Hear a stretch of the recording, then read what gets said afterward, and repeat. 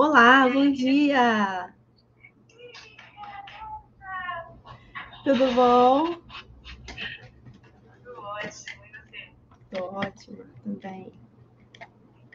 Deixa eu posicionar. Menina, eu atrasei um pouquinho, porque hoje eu tive que atender. Nossa, tá tão difícil. Eu tive que fazer 2 atendimentos de última hora. E aí eu acabei agora, assim, meio que sem saber o que eu ia fazer. Bom, mas deu certo, estamos aí com um pouquinho de Estamos atraso. ao vivo no YouTube? E é isso que eu quero ver. Eu vou pedir pra Bruna dar uma olhadinha lá, porque o pessoal que está chegando agora, a gente vai fazer uma experiência, né, no streaming, para saber se a gente está ao vivo, tá? Tá, aqui. Vamos lá. Só tá no Instagram. Deixa eu tentar outra coisa. Vamos partir. Eu vou sair daqui. Não. Vou voltar lá na outra tela.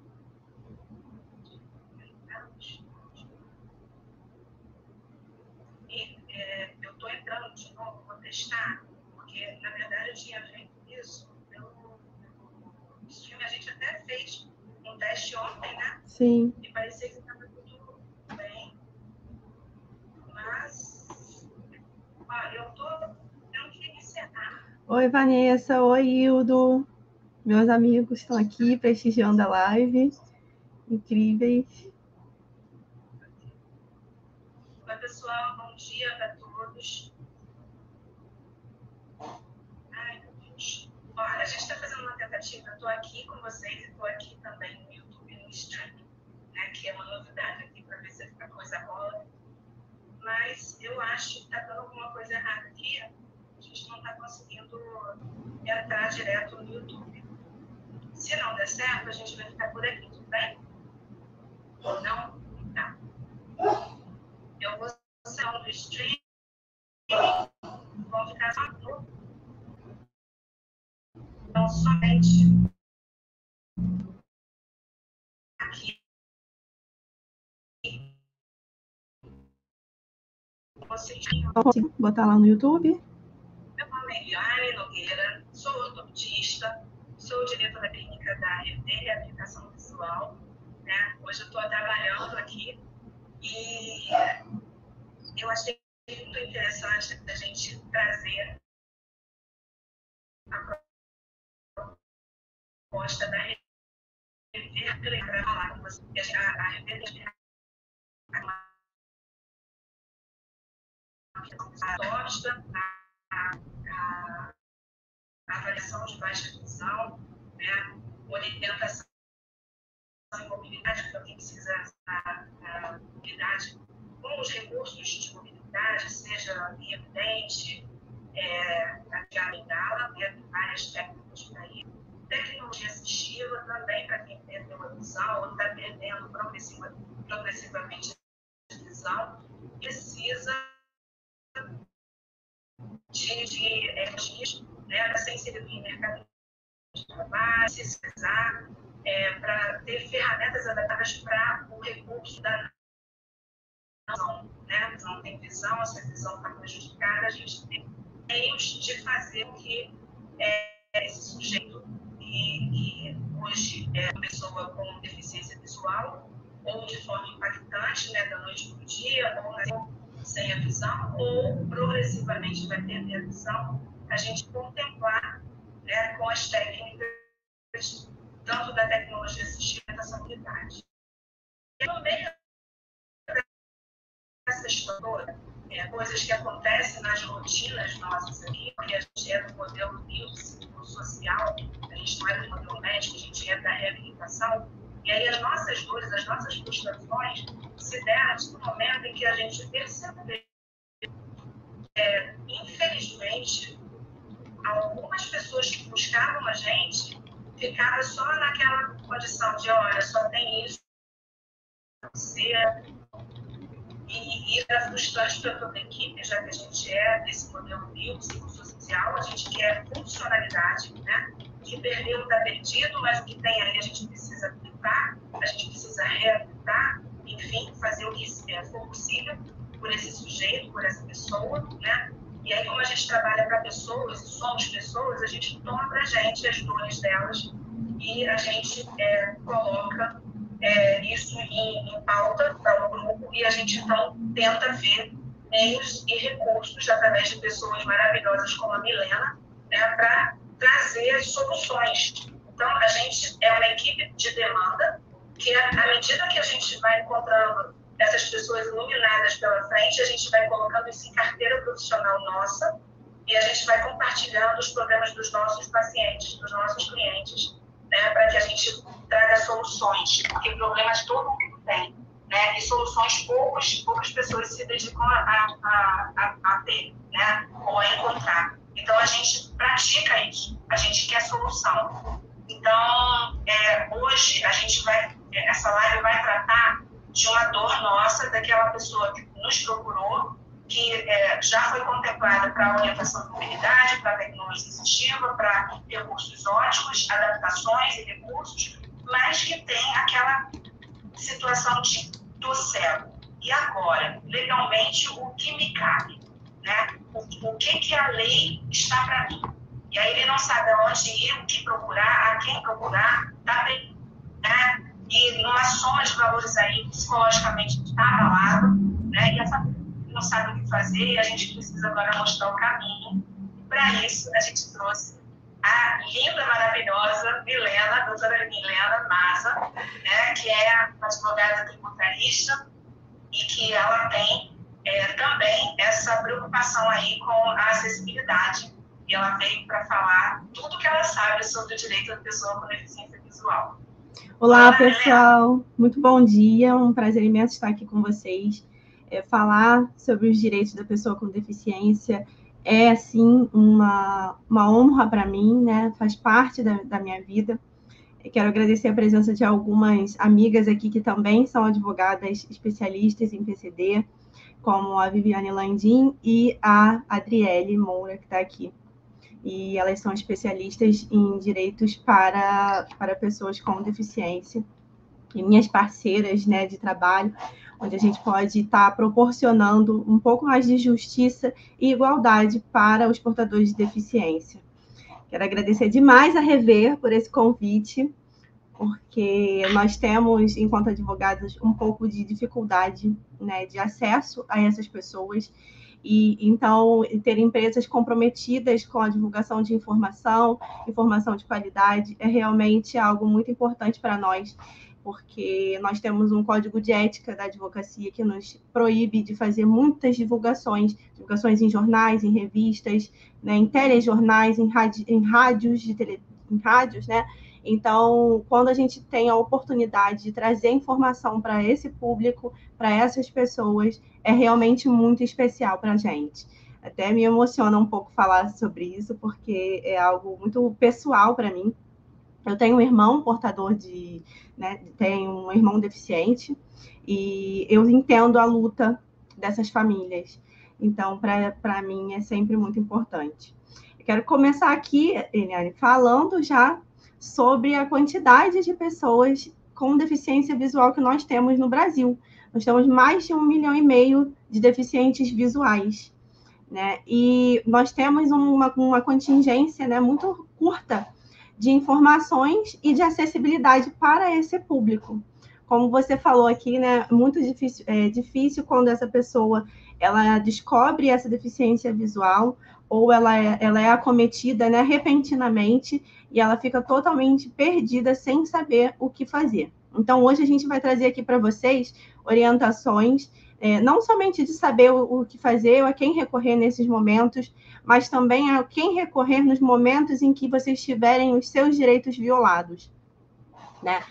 A gente não tem uma sociedade inclusiva, nós passamos por muitas dificuldades nesse aspecto de ter acessibilidade plena, mesmo com leis que façam, né, a definição do que é a pessoa com deficiência, de como ela se caracteriza, de leis que trazem benefícios para essa comunidade.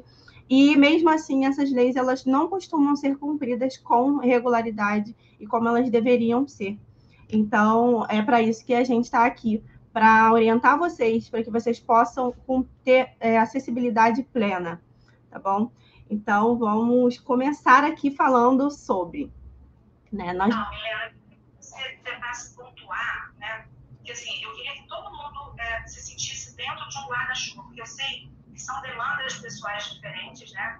E assim, aqui a RP trabalha muito para a pessoa de forma muito individualizada. E a gente sabe que o que é para todos, às vezes, não é para aquele. E a gente quer saber, né, no todo, quais são os principais direitos da pessoa com deficiência. Não precisa necessariamente ser visual, mas com deficiência. O que a lei diz, né, em fatores principais que contempla ao direito da pessoa com deficiência no Brasil? Então, vamos lá. Dentro das pessoas com deficiência, nós temos uma lei que é lei geral, né? Que é praticamente a cartilha das pessoas com deficiência, que é a Lei 13.146. Essa lei é uma lei de 2015, para vocês verem como ela é uma lei super recente, né? E ela é uma lei que trouxe aí uma cartilha com várias acessibilidades. Basicamente, nós temos alguns direitos constitucionais, inclusive, para as pessoas com deficiência. Então, a gente tem direitos previdenciários, direitos trabalhistas, direitos à educação, à saúde, à moradia, né? São direitos muito sólidos que as pessoas com deficiências possuem para conseguir terem uma vida corriqueira, né? Para se inserirem nessa sociedade. Então, nós temos também diversos direitos tributários, que aí é a parte aí em que eu sou especialista, né, e me insiro nesse universo.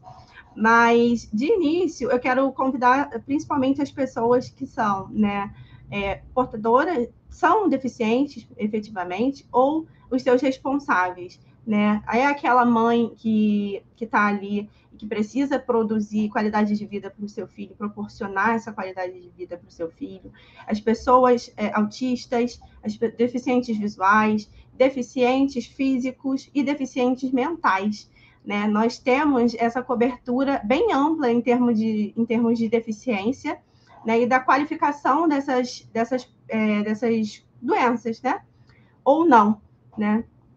Porque algumas pessoas elas não são doentes, né? Não são consideradas doentes, mas elas são deficientes. Elas não têm necessariamente uma doença. É importante a gente falar sobre isso, porque principalmente na questão dos autistas, né?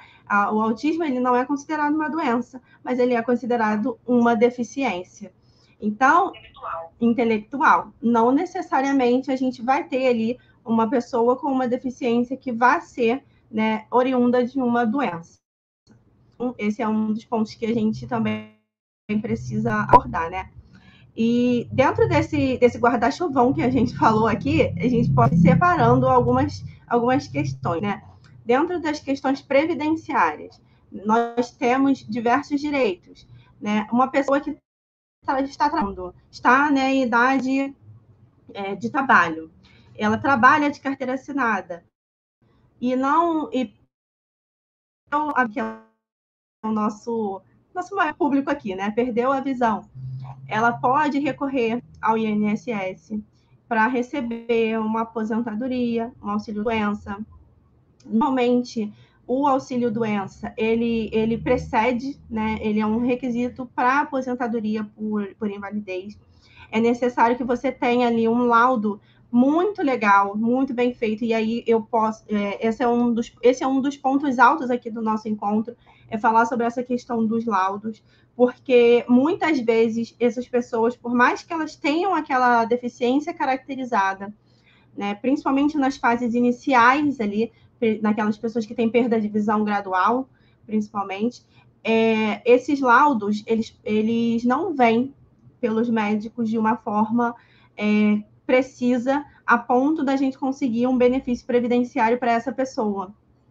Isso é algo muito comum para a gente. Precisa ter a classificação internacional de doença descrita nesse laudo, né, para dar risco, e a classificação internacional de funcionalidade, que é a CIF, né?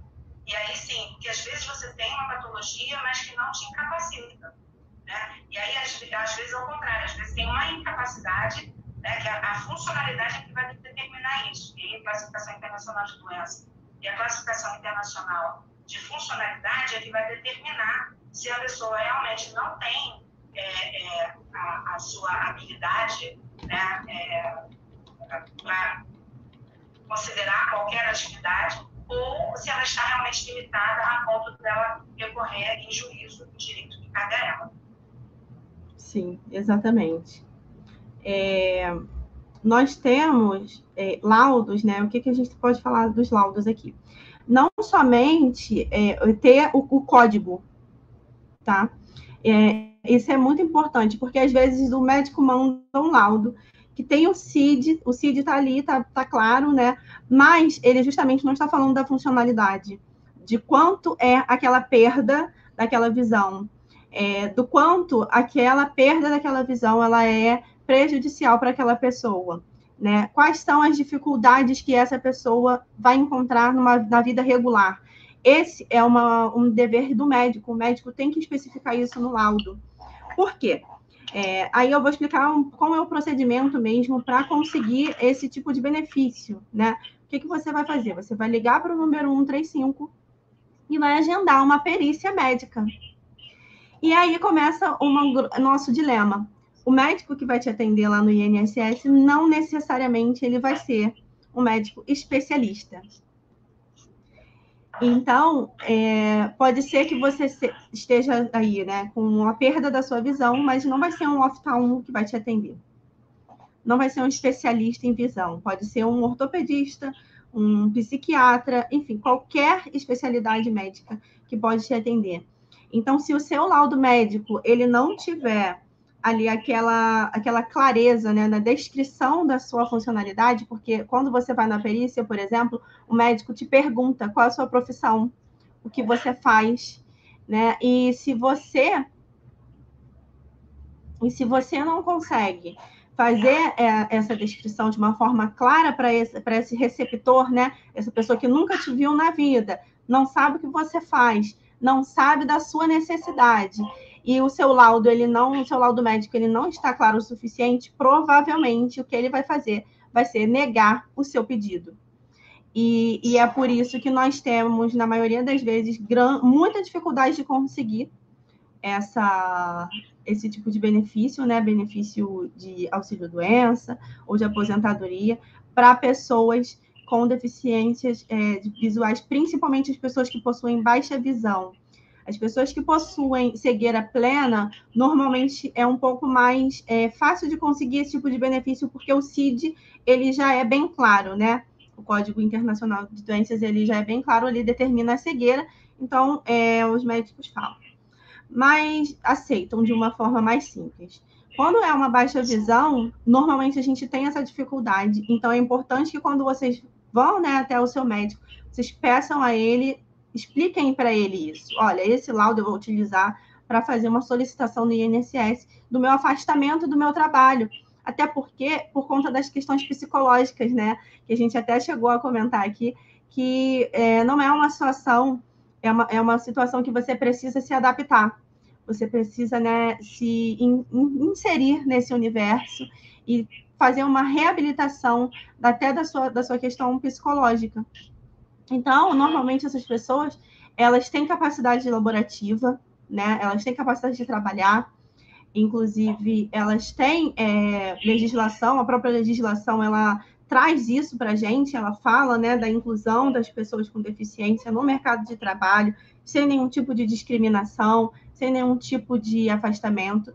E esse é um dos pontos que a gente tem de divergência, posso dizer assim, né? Porque por mais que você ali consiga, não é para todos, foi o que você falou, né? Precisa dessa individualidade. Existem pessoas que ficam, sim, incapacitadas de trabalhar.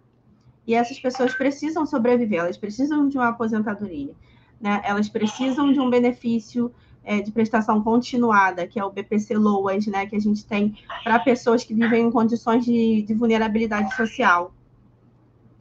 Então, fica um pouco complicada essa questão da própria inclusão, né, de uma forma muito ampla, porque não é para todos. Porque existem pessoas que realmente não possuem condições de trabalho, principalmente aquelas que estão em idade de trabalhar, né, em condições de trabalho e que perdem a sua visão. Dependendo do seu tipo, né, de profissão, da sua capacidade, da sua perda de visão, você não vai ter condições de continuar exercendo a sua própria profissão. Então, você precisa prosseguir de outras maneiras, e isso leva tempo. E para isso, você vai precisar sobreviver, você vai precisar justamente um benefício previdenciário ou um benefício assistencial. Tá? E aí, esse todo, né? Eu acho que algumas pessoas que estão aí na live com a gente já se sentiram inseridas nesse todo.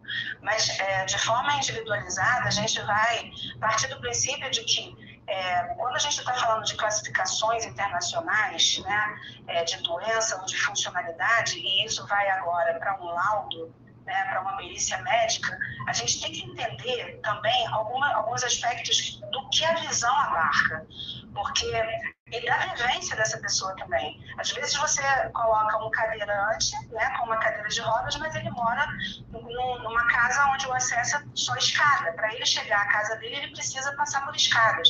Então, aquilo que foi determinado para ele, né, como um benefício, que é uma órtese, uma prótese, né, enfim, não vai o favorecer, apesar da sua limitação física, né, não vai favorecer em todos os aspectos, porque nós temos barreiras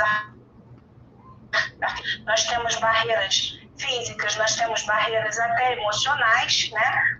E isso é um conjunto da obra. Por isso é que é importante que se determine qual é o tamanho da perda, qual é o aprendizado dessa pessoa, qual foi a vivência individual de cada um, porque às vezes o que é impactante para um é nada para o outro.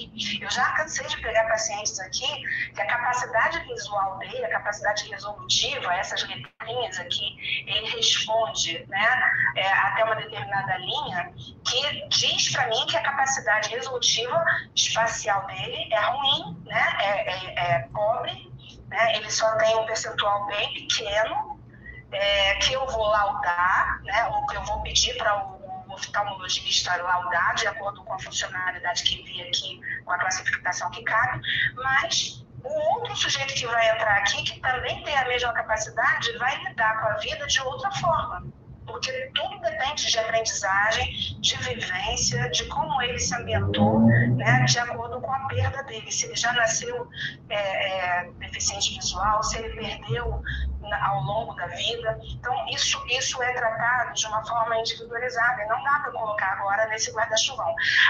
A gente quis colocar todo mundo dentro, para vocês se sentirem pertinentes a essa live, a proposta dessa live, mas é importante que a gente determine e que a gente se mova, para que a lei se mova também junto com a gente, para o que é individual, para o que vai atender aquela pessoa especificamente, né? Por isso que a gente na Rever tenta trazer pessoas que agreguem essa nossa causa, porque eu considero isso uma causa da nossa empresa, a gente não se deixar vencer somente pela limitação do outro. A gente tentar ver para além disso, né? E aí, somando esses valores, a gente consegue alcançar grandes objetivos. E a gente vai citar alguns deles aqui, né, Milena? Vamos trazer aqui algumas situações que a Milena, inclusive, que está chegando agora para a equipe, né, já pôde experienciar isso com a gente, né? Já coloquei algumas coisas no colo dela. Milena, vamos tentar ver se a gente consegue resolver isso aqui, que já não é da minha alçada, eu sou da área clínica, mas eu quero ver se a gente consegue colocar aqui a pessoa no caminho com menos pedra, né, com mais horizonte e com mais esperança. E aí eu queria que você falasse aí um pouquinho, por exemplo, do que é uma criança, né, que, por exemplo, teve um retinoblastoma, que perdeu a visão por um câncer de retina, né, e que a família está em desespero, e a escola agora precisa se adaptar a essa situação, e a mãe e a família estão vivendo o luto de uma perda, né, de uma situação tão importante quanto a visão, né, um sensorial tão importante como a visão, e agora como lidar com isso, uma criança na escola, que a lei diz, o que a família precisa saber. Então, antes de falar dessa parte, eu queria trazer para o pessoal aqui também a questão do que é considerado deficiência visual para a lei, né? Porque para os médicos, por exemplo, a gente tem a 60 metros, a visão com prejudicial a 60 metros, ela já é considerada uma deficiência visual. Mas para a legislação, não é. É 40 metros. Então, é importante a gente falar um pouco disso aqui, né? Nós temos uma portaria que fala a respeito disso. Vou trazer um número aqui para vocês. É importante que vocês anotem, né? Essas legislações, elas são legislações de fácil entendimento. Então, se você tiver uma dúvida, você pode lá consultar. Por isso, eu recomendo que você anote, que você possa ter acesso a esse tipo de informação. Então, na portaria 3.128 de 2008, tá? No artigo 1º, parágrafo 2º, nós temos o que é considerado baixa visão, né? A visão subnormal no seu melhor olho, tá? De 0,3, maior ou igual a 0,5, tá? E aí, depois a Eliane pode até explicar para a gente um pouco melhor como que funciona isso. Sim, eu tenho aqui alguns dados sobre isso, eu posso falar sim. Sim, e o seu campo de visão tem que ser menor do que 20 graus, tá? Então, mesmo com correção, você pode ter, né, a cegueira nos valores abaixo de 0,05, né, e uma visão menor do que 10 graus. Então, a gente tem ali as categorias dos CIDs também, que 3, 4 e 5 do CID 10, né? Então, para a gente conseguir direitos previdenciários, direitos tributários, alguns direitos voltados para a pessoa com deficiência visual, ela precisa se enquadrar dentro desse parâmetro. Existem parâmetros, como a Eliane falou, que são parâmetros sociais também. E esses direitos que fogem esse critério específico da lei, a gente só consegue eles judicializando, entrando justamente com o processo judicial para trazer ali aquela efetividade da lei para aquela pessoa, né? Então, principalmente nas questões sociais, se você viu que você não está envolvida, você não está inserida nesse padrão, mas que você tem a sua condição de vida prejudicada, é importante que você ingresse com ações judiciais, sim, porque são essas ações que fazem com que a legislação possa ser alterada, possa ser modificada e possa se tornar abrangente suficientemente para a população. Então, se a gente se mantém nessa condição de inércia, né, de paralisação, não faz nada, a lei é assim e está tudo bem, a gente automaticamente não consegue a transformação dessa lei. A gente precisa dessa movimentação de vocês, para que as leis se tornem mais abrangentes e feitas para vocês. Com relação aqui à parte da escola, né? Vamos lá. A escola tem diversas obrigações.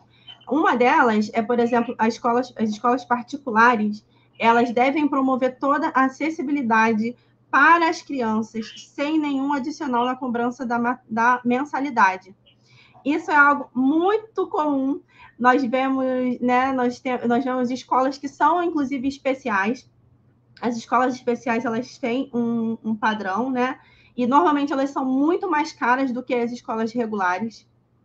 E essa é uma prática que a gente precisa denunciar. Porque quando uma escola ela é particular e ela se sobrepõe muito acima do valor das mensalidades regulares, principalmente daquela localidade, porque isso também influencia, as questões sociais, elas são extremamente importantes nesse quesito, porque em determinados bairros vai ter uma mensalidade mais cara numa escola regular, tanto numa escola regular quanto numa escola especial. E as escolas, elas cobram uns valores muito exorbitantes e aí ela restringe a acessibilidade dessas crianças. E isso não é permitido, isso é vedado pela lei.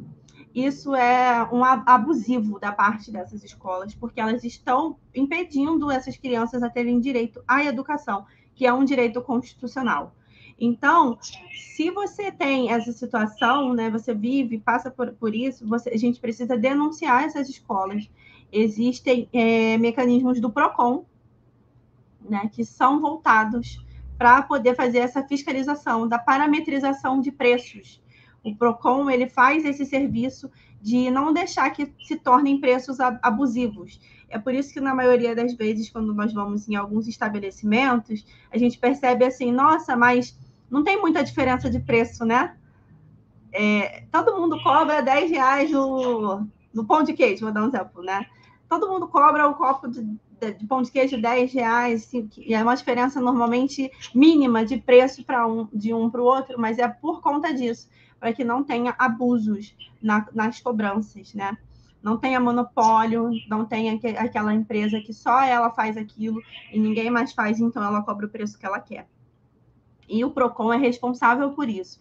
Então, se você passa por uma situação dessa, não tem uma escola de qualidade para o seu filho, não tem uma escola que atenda ao seu filho próximo da sua localidade, porque a escola ela precisa ser próxima da sua casa, tá? Esse é um ponto muito importante, porque normalmente a gente tem, né, a gente não consegue vaga, principalmente nas escolas públicas. A gente não consegue vaga nas escolas públicas próximas da nossa casa, mas esse é um direito do seu filho, de estudar próximo de casa. Então, essa é uma das coisas que a gente pode estar vendo, né?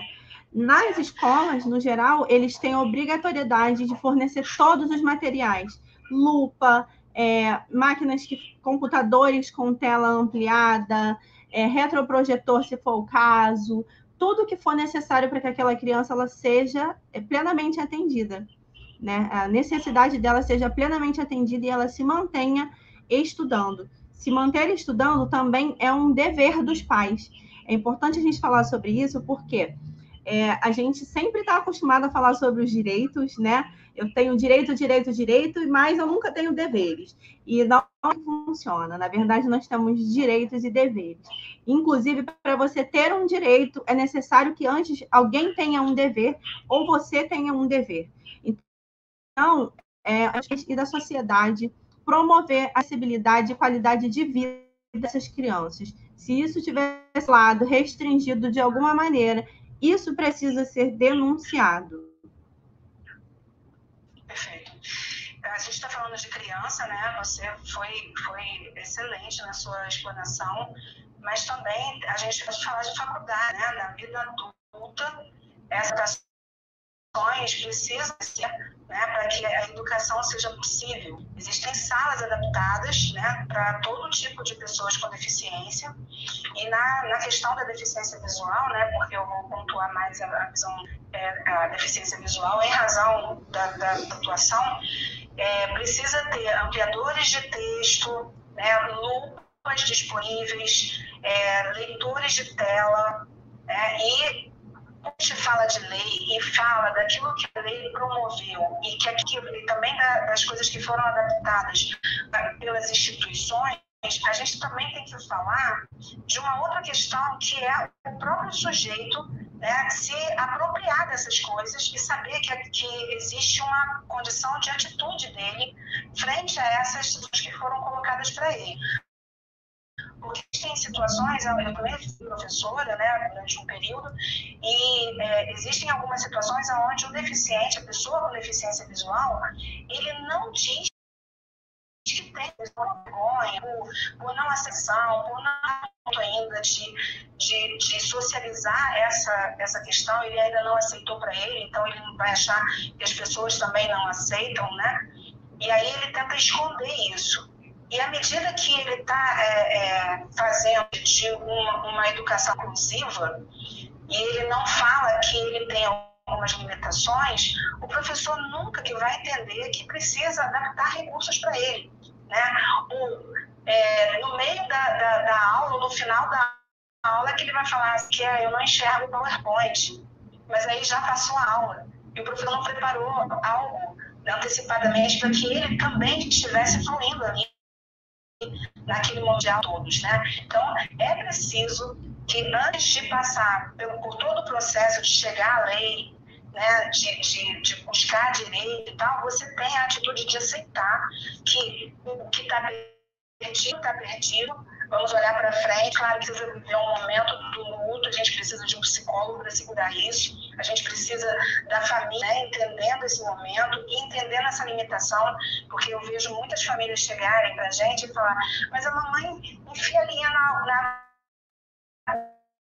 tendo isso. Essa flutuação é natural, né? A gente está falando de funcionalidade da visão. Às vezes um glaucoma, né, possibilita a pessoa enfiar a linha na agulha, ele não tem campo de visão nenhum. A doutora Ana estava falando, né, da escassidade visual, ela não está só na resolução, não é só a acuidade visual 20/20. Né? Não é só a capacidade de resolução espacial, não é só a capacidade de resolução de contraste, é também campo visual. Um glaucoma, por exemplo, você vai ver como se estivesse vendo num furo de buraco de fechadura.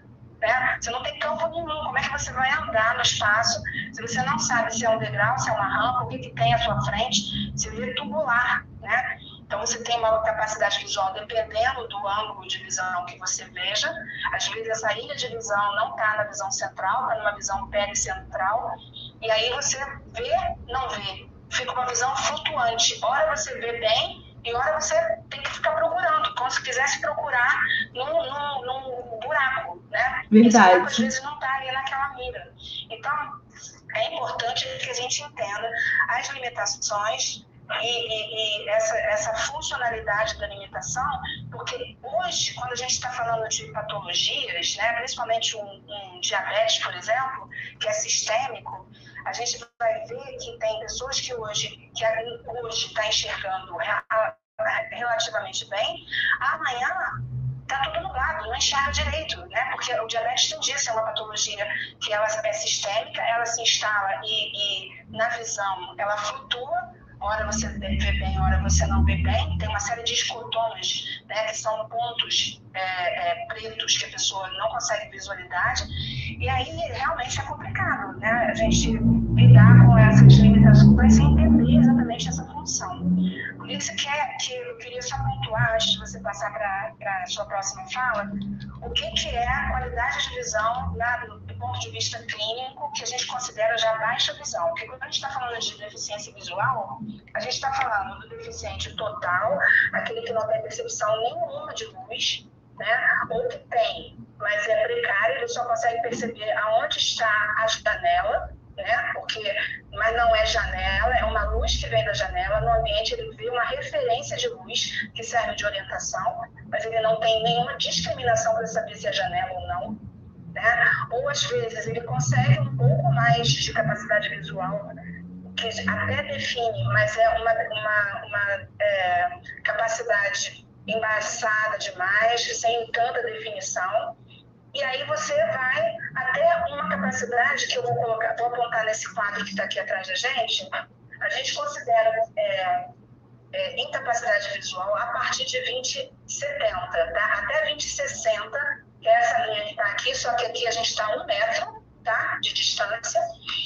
Isso convertido seria até a partir de 2070, seria aquela terceira linha da tabela de Snellen, que é aquela tabela da acuidade visual que você, quando vai no oftalmologista, você vê. Né? Essa tabela que está atrás de mim é uma tabela adaptada para deficiente visual.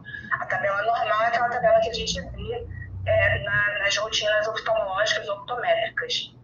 O ESão, aquele E maior dessa tabela, a gente está considerando 20/200, né? Então, uma pessoa normal viria essa imagem a 200 metros. Uma pessoa deficiente visual só conseguiria ver se estivesse a 1 metro. Né? E é essa capacidade que a gente vai dizer se ele tem normal ou se está subnormal, né? Ou baixa visão. A gente vai começar a classificar a partir daí. Então, existem umas classificações, umas tabelas de classificação internacional que determinam que você está numa condição de capacidade visual, num grau de comprometimento 2, 3, 4, 5 e 9. Então, essas classificações é que vai determinar se você vai ser um atleta cego total, um atleta baixa visão, né, ou um deficiente baixa visão e um deficiente monocular. Porque às vezes você tem uma deficiência monocular, né, ou seja, um olho só e o outro olho é perfeito. E hoje, né, a lei está também contemplando esse deficiente monocular, com algumas ressalvas, algumas discussões, algumas aceitações. Eu queria que a doutora Milena falasse um pouquinho da lei com relação a isso, porque isso dá muita discussão, né? Mas o que é importante a gente entender é que se as leis existem, as cotas existem, né? Cota para emprego, cota para pessoas que são deficientes entrarem na Paralimpíada, na Paralimpíada, enfim. A gente tem que determinar esse comprometimento visual para que você fique categorizado nessas cotas. Então, eu queria que você falasse agora dessa questão da lei com relação à visão binocular, à visão monocular, já que a gente sabe que ângulo de visão e capacidade visual não se resume. Então, vamos lá. Agora, em março de 2021, nós tivemos a aprovação, né, de uma legislação que passou a tratar a visão monocular como uma deficiência. E isso foi um marco para a gente, enquanto jurista, enquanto sociedade, porque as pessoas com visão monocular, elas tinham um processo muito longo para conseguir comprovar que elas tinham deficiência visual e que elas precisavam de alguns benefícios, dos mesmos direitos, né, que as pessoas com deficiência. E isso justamente foi o que eu falei para vocês. As pessoas com visão monocular, elas se movimentaram. Elas colocavam processos judiciais, elas faziam recursos administrativos, elas tiveram uma batalha incansável para que essa visão monocular ela se tornasse uma deficiência. E foi assim também com os autistas, né? Os autistas não eram considerados deficientes e eles passaram a serem considerados recentemente. Então, é disso que a gente está tratando aqui, né? Desse movimento para que a gente possa ter atendimento pleno. E aí, essa lei, ela é uma lei muito curta, né? Ela tem apenas 2 artigos e foi sancionada agora, em março de 2021. Só que ela não traz para a gente uma abrangência específica do como que eu falei para vocês do que era considerado baixa visão. A lei que trata de baixa visão, ela trata especificamente, lá no parágrafo 2º do artigo 1º, o que é considerado baixa visão. E essa legislação que foi aprovada, né, da visão monocular, ela não traz para a gente essa informação de forma clara e precisa. Isso pode ser uma coisa boa, né? Vista por quem? Por quem tem visão monocular. Ou seja, ela vai ter uma abrangência ampla dessa legislação. Do meu ponto de vista, né, enquanto advogada aqui, operadora do direito, eu não vejo isso como um ponto extremamente benéfico, 100% benéfico. Por quê? Ela vai diminuir a acessibilidade de pessoas plenamente deficientes visuais e as pessoas que têm a baixíssima visão, né, que a gente pode assim chamar. Porque elas não vão estar em pé de igualdade com uma pessoa que tem visão monocular, porque ela tem a qualidade de um dos olhos ali funcionando plenamente. E uma pessoa que tem a baixa visão dos 2 olhos, né, ela não vai estar em igualdade com essa pessoa. E as leis, né, elas estão aqui para tratarem as pessoas na medida das suas desigualdades, né, tratarem os iguais na medida das suas desigualdades, trazer essa acessibilidade para as pessoas.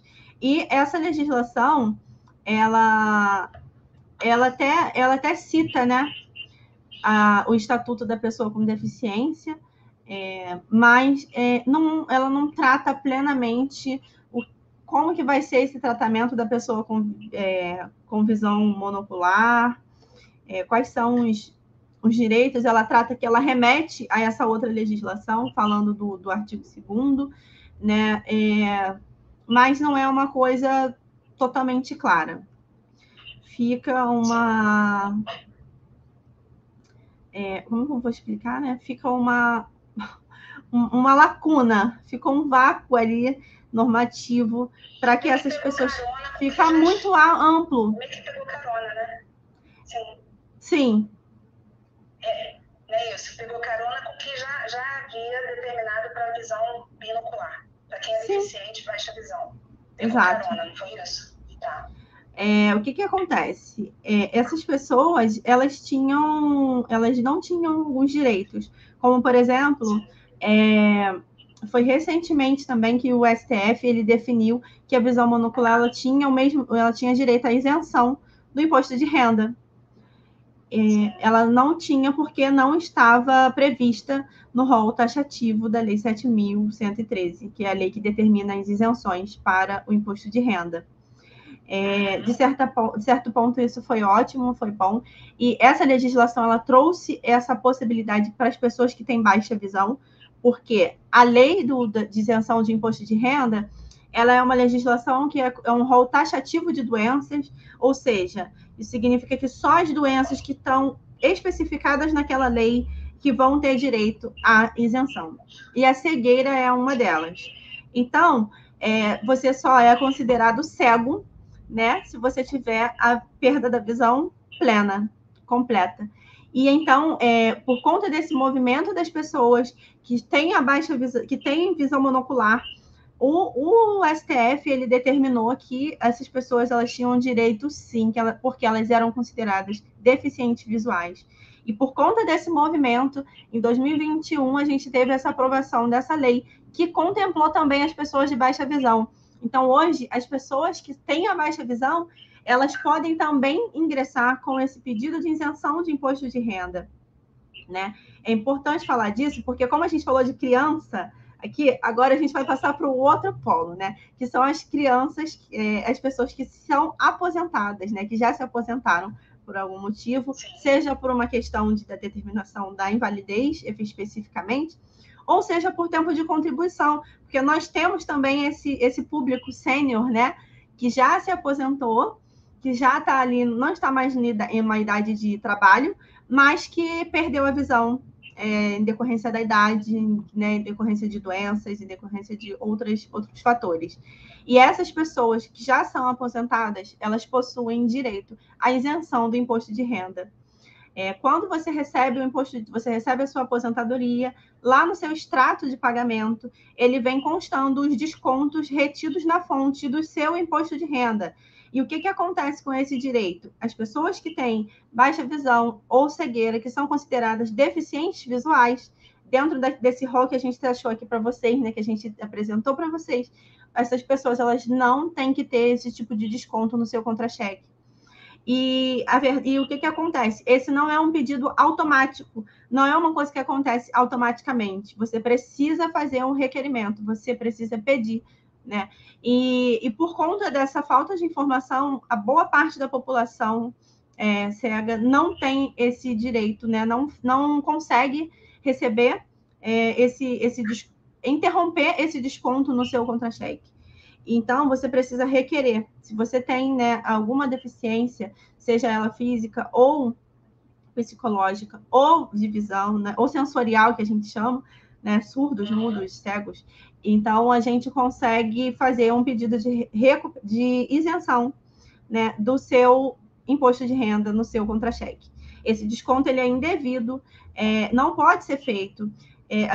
O que a legislação entende é que esse dinheiro que vai descontado e está sendo destinado para o governo, ele vai fazer falta para você no seu tratamento. E nós sabemos que os tratamentos não são tratamentos baratos, né? São tratamentos caros, os colírios, os remédios para visão, né, também não são baratos. Então, esse dinheiro que seria destinado para o Estado, para o governo, ele passa a ser destinado para você, para te ajudar na sua qualidade de vida. Então, esse é um ponto muito importante para a gente tratar aqui, porque nós pagamos impostos a todo momento.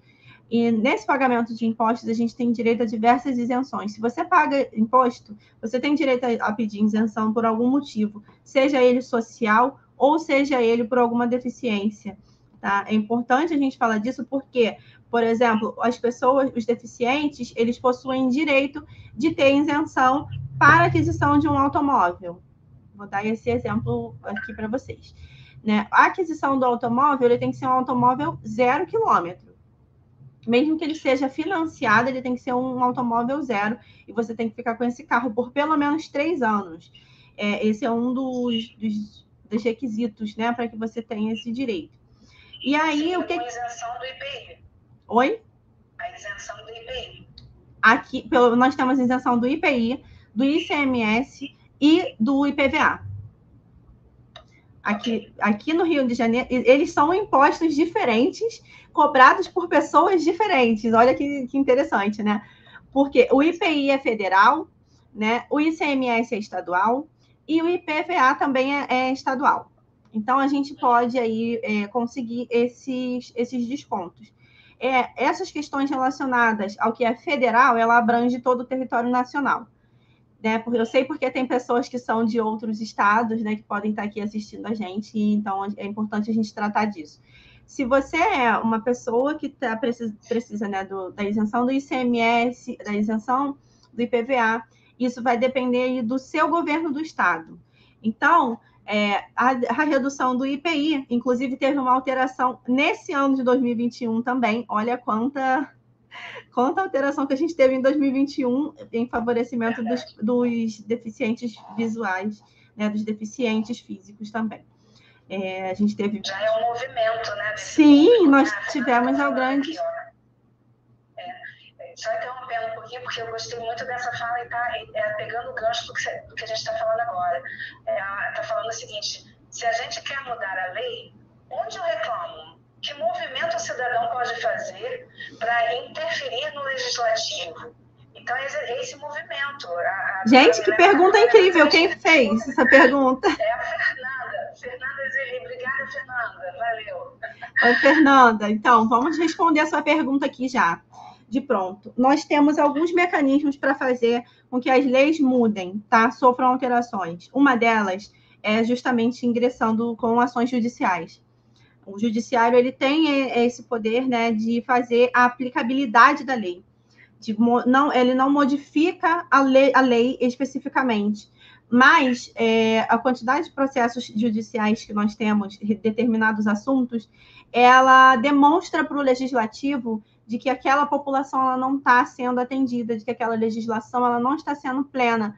Né? Então, é no judiciário que a gente consegue fazer a aplicabilidade da lei, fazer com que ela se estenda a casos concretos, a casos reais, a nossa realidade.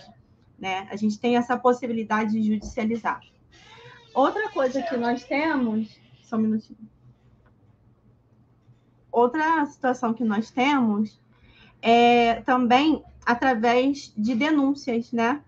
A gente tem os canais dos deputados, das câmaras legislativas, das assembleias legislativas, né, dos vereadores e dos deputados, principalmente, para que a gente consiga fazer com que haja essas mudanças legislativas. Aqui no Rio de Janeiro, né, nós temos a ALERJ, que é a Assembleia Legislativa Estadual, e nós temos lá diversos canais que a gente pode fazer esse tipo de manifestação.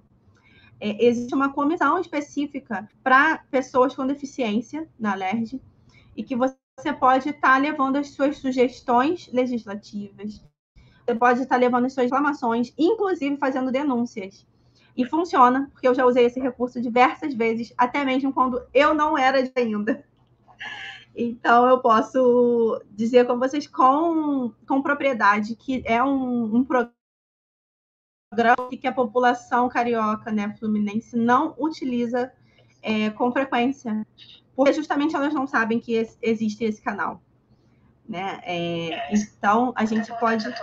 Eu vou passar para vocês aqui, inclusive, o telefone que você faz a ligação, para você poder se comunicar com eles, tá? Vou botar aqui. Bota aí nos comentários, por favor. A Nanda está falando também, a mesma Fernanda que te fez essa pergunta que você vai responder, ela fala o seguinte, tem lei para acessibilidade no meio digital, em sites? Sim, existe. a própria lei federal, né, ela trata a lei, o Estatuto da Pessoa com Deficiência, ela trata especificamente de recursos digitais em diversos parâmetros. Tem um capítulo específico só para recursos digitais, que é muito interessante a gente falar sobre isso. Inclusive, o Banco Central ele fez uma resolução específica para os bancos, determinando que todos os bancos tenham caixas eletrônicos para habilitados para atender os deficientes visuais. Então, nos caixas eletrônicos, você tem a oportunidade de levar um fone de ouvido, plugar ele, e aí você vai ter um atendimento para você utilizar, o direcionamento, né, para você utilizar aquele caixa eletrônico, para você fazer as suas transações bancárias, tendo baixa visão, né, ou tendo uma visão plena, uma visão cegueira, né, plena. Então, isso é uma coisa assim, bem legal. E eles falam, a própria legislação trata disso, e é uma obrigação dos estabelecimentos proporcionarem acessibilidade. Então, eu, como trabalho com empreendedores, né, na maior parte da minha atuação, eu falo bastante sobre isso, porque nós temos o dever de promover a acessibilidade. Se você tem um estabelecimento, se você tem um negócio, você precisa colocar ali uma rampa de acesso para que os cadeirantes possam ter acessibilidade, para que as pessoas que têm dificuldade de locomoção possam acessar o seu estabelecimento. Você precisa ter ali recursos mínimos que sejam, né, para que você possa atender uma pessoa que tenha deficiência visual e deficiência auditiva também, né?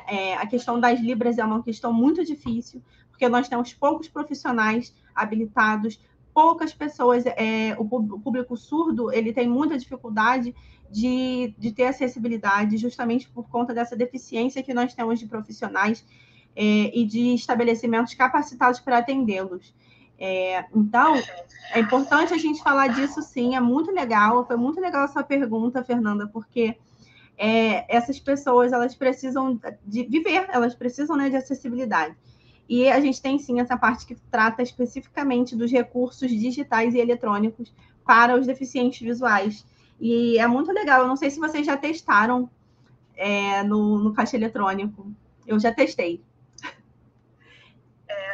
Não testei esse do caixa eletrônico, não. Eu já testei a banda auditiva em cinema, para o deficiente visual poder ver a cena do filme, mas em audiodescrição com uma banda extra. Você pluga o fone do ouvido, você está ouvindo tudo que está relacionado ao filme, você não vê a cena, mas essa banda fala da cena, né? Então, o olhar, o homem acariciando, a Nossa, que legal! Então, essa cena é descrita, e aí ele vai entendendo, interpretando, além da fala do ator, da atriz. É muito legal. Essas acessibilidades são fantásticas. São fantásticas. Muitas pessoas não sabem nem que existe isso para os deficientes visuais, né? Para os deficientes, a gente está falando do visual, porque a minha área é visual. Agora, é importante, né, que a gente fale dessa acessibilidade, principalmente na área digital, né? Inclusive a Rever está promovendo um curso de informática adaptada para deficientes visuais, exatamente por isso, porque tem a cota para empresas, para grandes empresas como a Shell, né, que faz uma sensibilização muito boa entre as pessoas que são colaboradoras para a inserção dessas pessoas que são pessoas com deficiência estarem dentro do mesmo ambiente e com as ferramentas já existentes adaptadas. Né? E essa vivência, essa empatia é criada lá dentro com muita responsabilidade. Eu vi algumas inserções deles, mas se a pessoa não estiver preparada para fazer parte dessa cota, ela vai ser o que o Thiago, um amigo meu guru querido, Thiago Sardenberg, fala: a pessoa deficiente vai se sentir uma samambaia.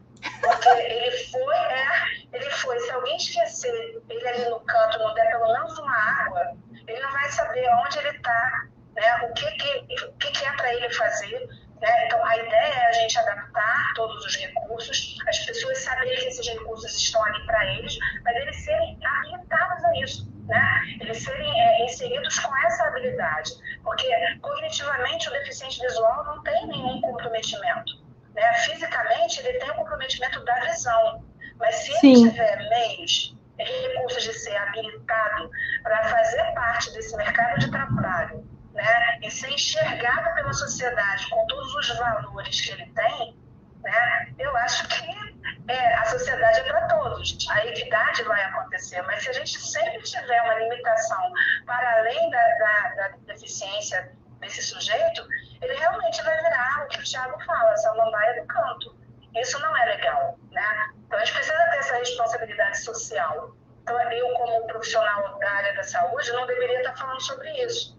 Mas eu sou uma parte dessa sociedade e eu me vejo com muita responsabilidade social em fazer com que esse deficiente visual que vem me procurar para o fim da habilitação de recursos, eu também dê a ele outros tantos caminhos, né, com os profissionais que vão compor aqui a minha visão de inserção, né, de habilitação, de reabilitação, seja o que for.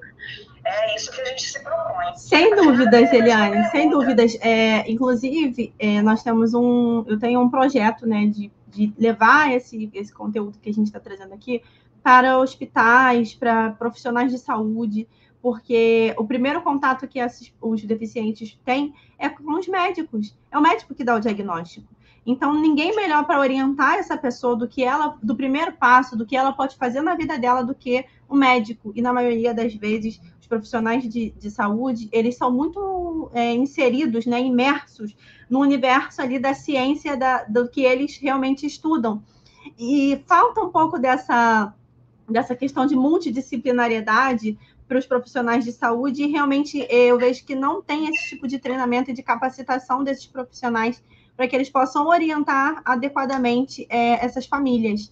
Então, assim, é uma coisa bem bacana da sua parte trazer isso para as pessoas, né? Proporcionar isso para elas. Olha, faz uma reclamação lá na LERJ, né? Você já vai poder dizer agora para elas. Faz uma reclamação lá na LERJ. Ah, mas eu tentei um acompanhante para o meu filho na escola e não consegui. Eu tentei um amplificador na escola e não consegui. Onde eu vou, né? O que eu posso fazer? Você pode entrar em contato com algumas entidades. Né? E aí tem também uma outra situação, Milena, que às vezes a escola está adaptada para todo esse recurso, mas os professores não foram capacitados para utilizarem esse recurso com o aluno, né? Então, assim, eu acho, não sei, é só uma maneira da gente tentar provocar aqui a sociedade, já que a gente está falando para um público, né? Sim. Que tal a gente criar leis, sim, né? Porque isso aí é um movimento e esse movimento precisa ser, vamos dizer assim, contemplado pela lei, né? É porque não está atendendo a todos e a lei tem que estar aí para que atenda a todos da sociedade, mas e fazer valer também daquilo que a lei contempla precisa chegar a quem vai usar, né, a maneira correta da utilização para que a lei realmente seja o máximo da usabilidade, né? A lei está para isso, está agora possível de acesso, mas se o professor, se o aluno, se a sociedade não souber como usar, aquilo vai ficar só como cangalha, né? A ideia é a gente provocar um pouco mais e não jogar batata quente na mão do outro, que às vezes fica também sobrecarregado do professor. Ele recebe um aluno com algumas deficiências, mas ele não sabe utilizar algumas ferramentas que são adaptadas para aquele aluno, e aí ele não sabe como lidar com isso, mas a lei diz que ele tem que usar. Então, cara, a coisa é caldeirinha. No caso do meu irmão, por exemplo, ele tem coordenação motora fina. Então, ele não escreve.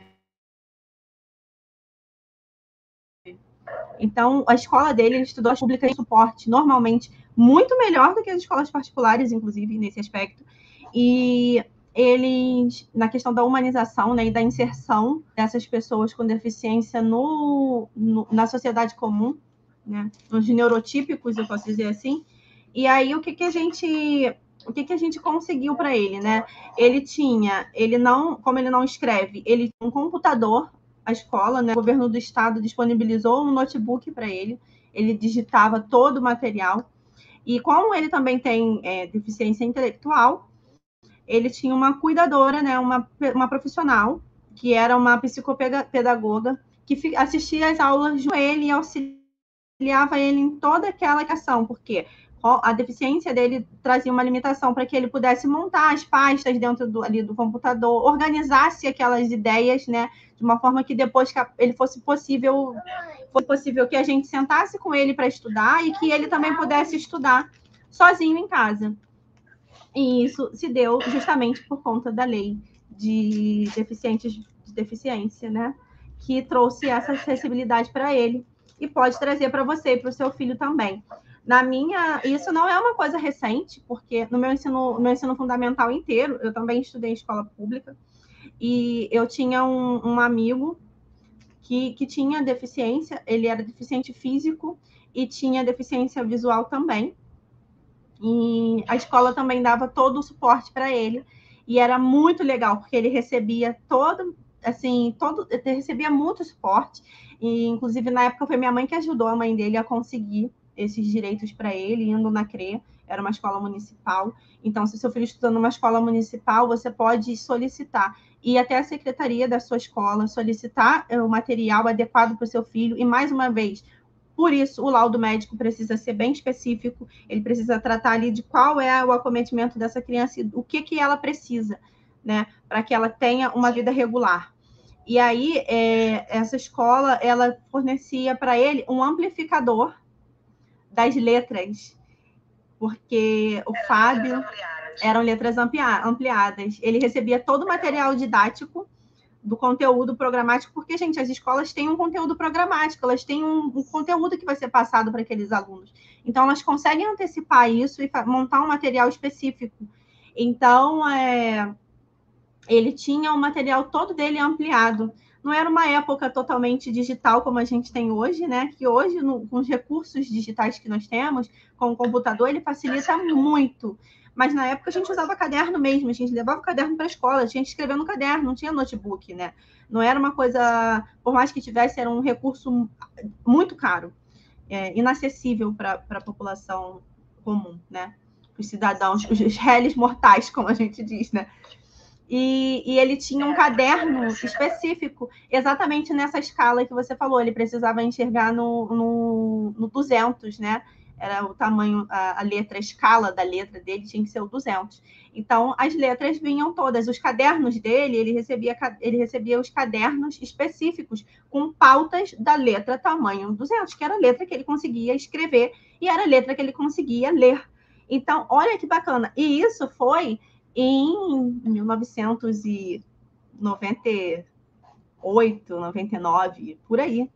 Imagine hoje, né, quantos recursos nós já não temos para facilitar essa vida dessas crianças e adolescentes que estão em idade escolar. Um exemplo disso é que antigamente, né, a gente usava muito o recurso do monóculo para fazer o ajuste do quadro. Então a criança ajustava o monóculo para o quadro e aí ele tirava o monóculo e escrevia. Aí usava o monóculo do quadro e escrevia. Então ficava bem próximo, né, do papel para escrever.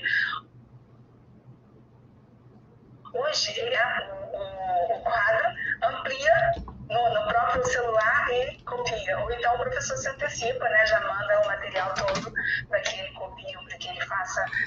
Eu lembro que na época nós fizemos, na escola também, nós tínhamos um retroprojetor. E aí, toda a turma, os professores, inclusive, pararam de escrever no quadro. E a gente todo mundo da turma utilizava a aula no retroprojetor, que era o que o Fábio enxergava e todo mundo enxergava e todo mundo ficava feliz. Então, assim, foi eu tenho uma longa história aí, né, com deficientes visuais mesmo. É bem bacana. Eu vou aqui, ó, essa deixa, né, que a gente está falando de escola, de equidade, de utilização de recursos, né? A Aline, ela está fazendo uma pergunta, eu vou ler aqui para você.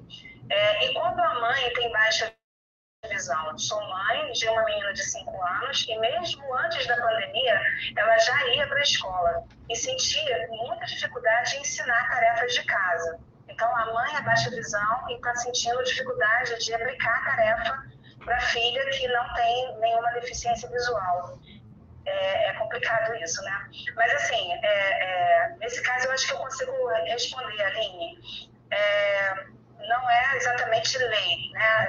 A gente aqui vai falar de recursos, aí de ampliação, né? É você que vai precisar dessas adaptações para poder ensinar essas tarefas para a sua filha. Nesse caso, existem várias ferramentas tecnológicas, né, ou recursos simples que você adapta para que a sua experiência, né, de dever de casa seja possível. Depois eu posso falar com você, né, eu posso entrar em contato com você e tentar te ajudar nisso, tá bom? Então, Milena, a gente está já com 1h17 de live. Para não estender muito, eu queria que você dissesse aí o seu contato, como é que procura, e queria dizer para o público que ficou interessado, né, na Rever Legal, a gente trouxe a doutora Milena para fazer parte, né, para fazer uma ponte aí do direito, né, das pessoas com deficiência visual que nos procura. Então, a gente faz com que a doutora Milena entenda a dor dessa pessoa num primeiro encontro, né, onde a gente marca um encontro virtual para ela entender qual é a demanda dessa pessoa com deficiência visual.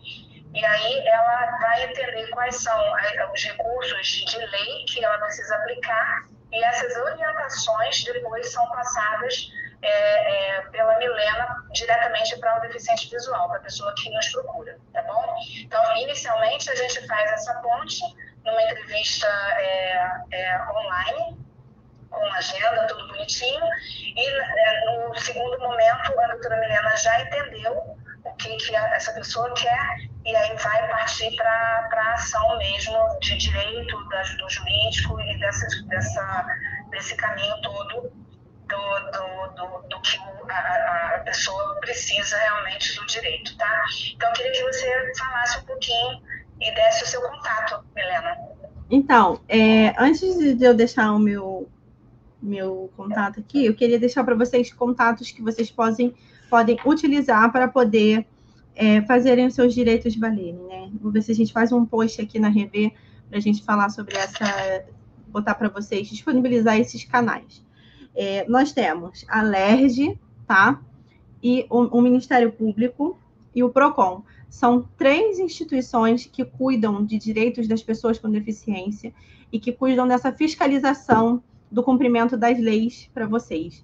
Então, se você tem ali uma baixa visão, se você tem um filho, um familiar, ou conhece alguém, né, que esteja tendo algum direito violado, você pode estar entrando em contato com esses canais, tá?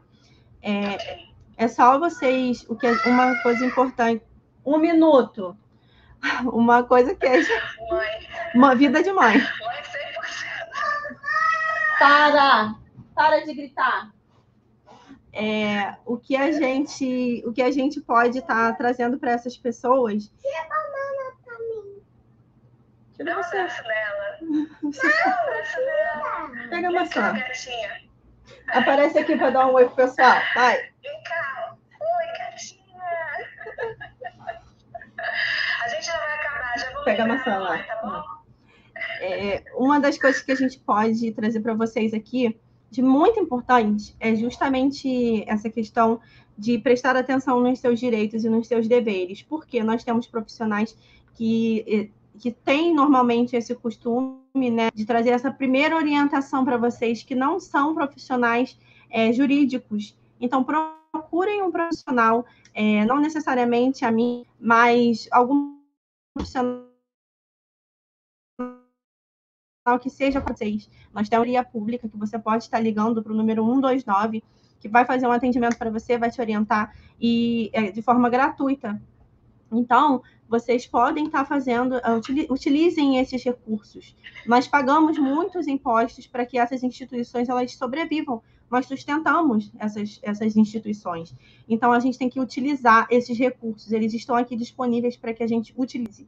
Então, ligue 129 para a Defensoria Pública, ligue 151 para o PROCON, ligue para o Ministério Público, faça denúncia, acompanhe essa denúncia, sabe? Para que a gente consiga ter realmente modificações nessas legislações e cumprimento, porque não basta a gente ter uma lei que não é cumprida, né? A gente precisa que essa lei ela seja efetivamente eficaz para as pessoas com deficiência. Então, se a gente se movimentar, a gente consegue ter maior qualidade de vida para a gente e para as pessoas que a gente ama. Então, a principal questão é justamente essa, né? Uma das coisas que a gente tem, por exemplo, em relação ao BPC LOAS, que as pessoas comumente, né, comunicam para as pessoas, você tem o direito de receber um benefício porque seu filho é deficiente. E isso não é uma realidade. Esse é um ponto muito importante da gente tratar aqui na nossa live antes de encerrar, porque as pessoas orientam dessa forma. O seu filho realmente tem a deficiência, mas ele só tem direito a esse benefício se vocês viverem numa condição de vulnerabilidade social. E muitas famílias não vivem nessa situação de vulnerabilidade social e recebem esse benefício, e depois elas são multadas, autuadas e sofrem, inclusive, risco de prisão, porque isso é considerado uma fraude.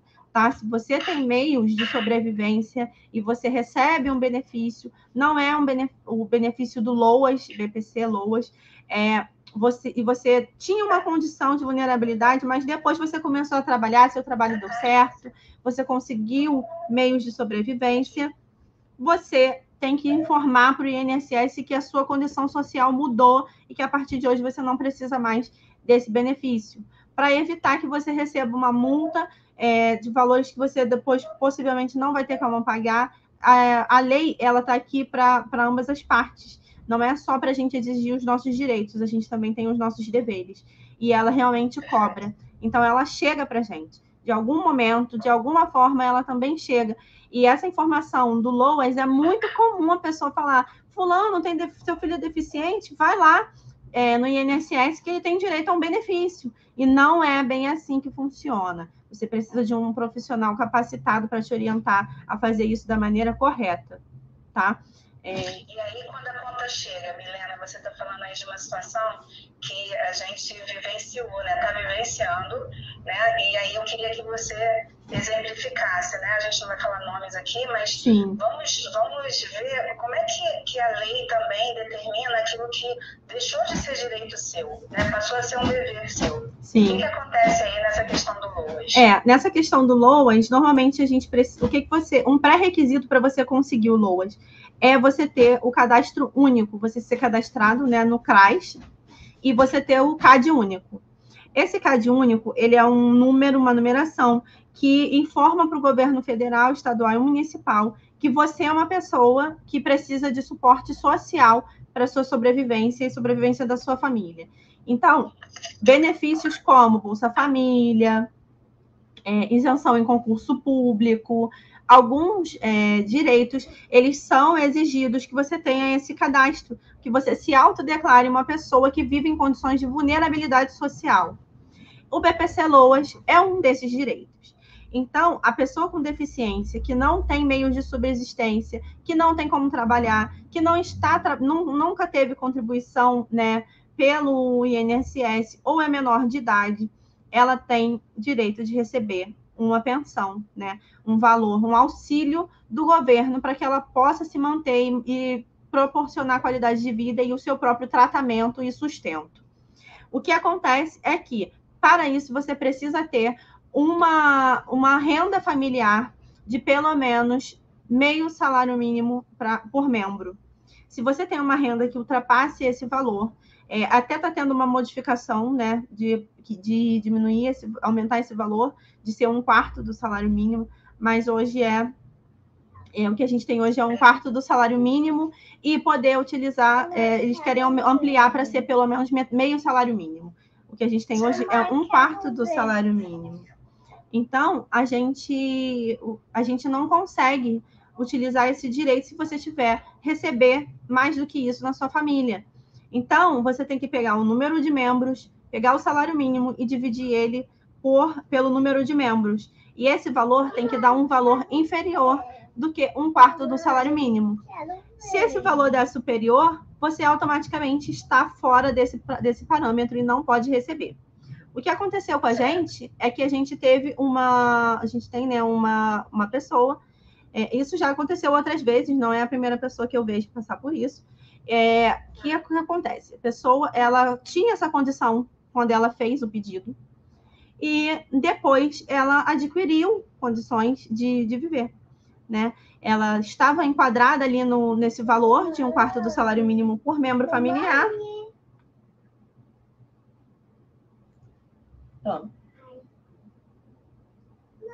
Ela estava ali nesse padrão e depois ela saiu desse padrão, né?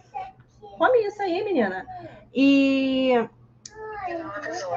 depois ela não avisou. E por quê? Ela simplesmente não tinha. Porque, na verdade, né, é até uma coisa ambígua. Como é que uma pessoa consegue sobreviver com 1/4 do salário mínimo? Não é 1/4 do salário mínimo, né? A renda familiar, ela tem que dar um valor por membro da família do valor de 1/4 do salário mínimo. Então, assim... Ou seja, um salário dividido por 4. Exato. Por membros. Por membros. Cada membro tem que ter pelo menos esse valor de renda somado, né? Então, não é 1/4 do salário mínimo, entendeu?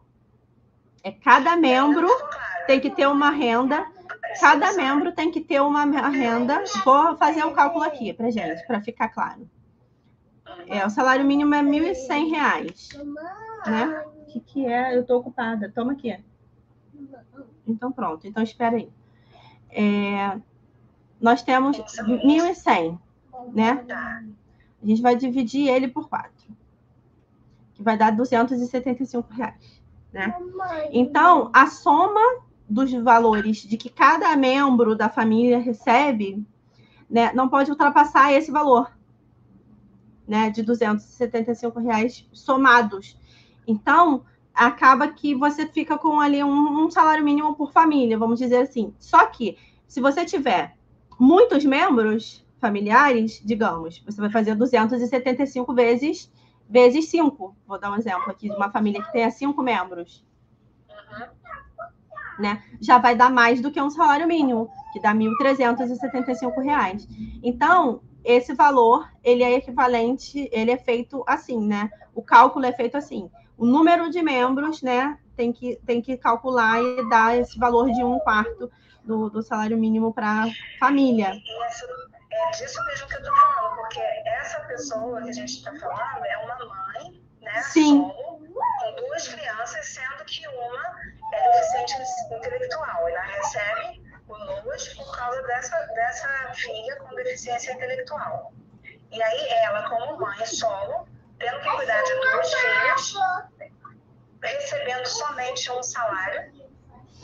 E aí ela não pode ter um extra, ela não pode fazer um bordado, fazer uma atividade extra para somar, para ter um pouco mais de dinheiro entrando dentro de casa, porque não pode passar desse valor dividido por 4. Na verdade, no caso dela, é dividido por 3. Né? A renda per capita dela é a soma de todos os valores que ela recebe, dividido por 3, porque ela tem 3 membros na família. Então, esse valor, ele vai superar o valor mínimo que o LOAS permite. Olha que absurdo, gente. Pelo amor de Deus. É uma coisa muito absurda. E para a gente conseguir fazer com que esse valor ele possa ser superado, o que a gente precisa fazer? Demonstrar a todo tempo que é necessário, extremamente necessário, que aquele valor do LOAS ele não é suficiente para o sustento dessa família. Então, como que a gente comprova isso? Através de boletos, contas, conta bancária, né? Aluguel, luz, água, telefone, coisas que são essenciais. Porque o LOAS, ele é um benefício assistencial. Ele é para aquela pessoa que não tem nada. É para a pessoa realmente não morrer de fome. É para a pessoa realmente ter o mínimo do mínimo para sobreviver. entendeu? É uma questão do mínimo existencial. O mínimo que você precisa para sobreviver é um salário mínimo, né? Então, é o que a gente determina. É o que a lei determina, na verdade. Mas eu concordo com isso? Não. É razoável? Não. Não é uma lei razoável. Não é uma lei que traz facilidade. Então, a gente tem aí uma divergência muito grande nesse quesito. Porque a gente tem uma lei que trata sobre a questão da deficiência, dos deficientes, né? Falando para ele que ele precisa de acessibilidade, de não sei o quê, de não sei o quê, de um monte de coisa, e depois vem uma lei que fala assim, não, você só tem direito a receber um salário mínimo e a sua família tem que viver numa condição de miserabilidade. Então, é uma coisa que não condiz com a realidade social. E isso precisa ser mudado, né? Porque... Para ontem. Porque é uma situação que realmente não existe. O deficiente visual, por exemplo, ele precisa de um telefone celular que seja bom. Não pode ser qualquer telefone celular. Ele precisa de um telefone celular que tenha acessibilidade para ele, que tenha funcionalidades que sejam capazes de trazer para ele essa acessibilidade social. Então, se você tem um telefone que não tem esse tipo de acessibilidade e um telefone desse valor, né, que tem esse tipo de dispositivo, ele não é um telefone barato. Você não consegue comprar um telefone com salário mínimo, a não ser que você faça várias parcelas, e aí você vai comprometer a sua vida. Então, por exemplo, se você tem necessidade de ter um telefone, você precisa demonstrar isso, você precisa guardar as notas fiscais, você precisa ter ali provas, né, de que mesmo que você tenha uma renda extra, essa renda extra ela é para poder proporcionar a sua qualidade de vida, tá? Isso que a gente precisa fazer. Mesmo essa lei do BPC Loas, por exemplo, ela não é abrangente nesse aspecto, mas existe esse recurso, né? O problema é que quando chega essa cobrança, na maioria das vezes, como a gente não teve orientação adequada, a gente não tem essas provas. A gente não tem como provar a necessidade desses dispositivos, do tipo, olha, com um salário mínimo... Pois é, eu preciso de um telefone que seja com recurso tal XYZ. E com um salário mínimo eu não consigo comprar isso. Então, eu complemento a minha renda para conseguir ter esse tipo de coisa. Eu preciso de um leite especial. Eu preciso de uma alimentação especial. Tudo isso ele é considerado como uma possibilidade de você conseguir aumentar esse valor, de você conseguir ter esse valor ali que já é pré-estabelecido, demonstrar que você não é que você não esteja dentro das condições, né? É que você precisa de mais do que o governo pode te dar. Perfeito. É importante. Foi muito clara a tua explanação, ficou muito claro para mim, acredito que para todo o público que nos acompanhou até aqui. Galera, vocês são demais, já tem 1h30 de live. A gente teve aqui uma tentativa de entrar pelo YouTube também, não foi possível. Eu tive um atropelo aqui em razão dos atendimentos que eu fiz hoje, e aí não deu tempo de testar para ver se ia dar tudo certo no YouTube, mas a gente vai subir a live lá pelo YouTube também. E adorei a participação de vocês. Quero te agradecer imensamente, Milena, por ter aceito o convite. Eu quero muito, muito que as pessoas agora saibam, né, que a Revea tem esse viés, tem essa preocupação e que através do nosso serviço a gente consiga alcançar, né, o teu serviço e que você promova essa estrada um pouco mais certa, né, deixe de ter tanta tortuosidade, tanta pedra no caminho e que as pessoas consigam ter alcance ao direito que cabe a elas, né? Sim. As leis estão aí para serem alcançadas, mas se as pessoas não sabem como fazer, fica mais difícil. Então, eu espero poder contar muito com você, né, toda vez que a gente precisar. Muito obrigada. Obrigada, gente. Quero agradecer aqui a vocês, mais uma vez, por estarem aqui conosco. Espero que vocês possam, tenham ajudado vocês com essas explanações, com essas informações, que vocês realmente tenham os seus direitos ali definidos, claros, e que eles realmente sejam válidos para vocês e para as pessoas que vocês amam, tá bom? Aqui vocês podem me mandar um direct, qualquer dúvida, podem entrar em contato.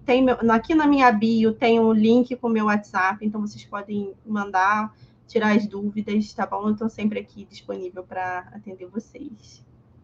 Perfeito. E eu vou também colocar lá os números de telefone que a doutora Milena falou aqui na live, tá? Vai ficar na bio.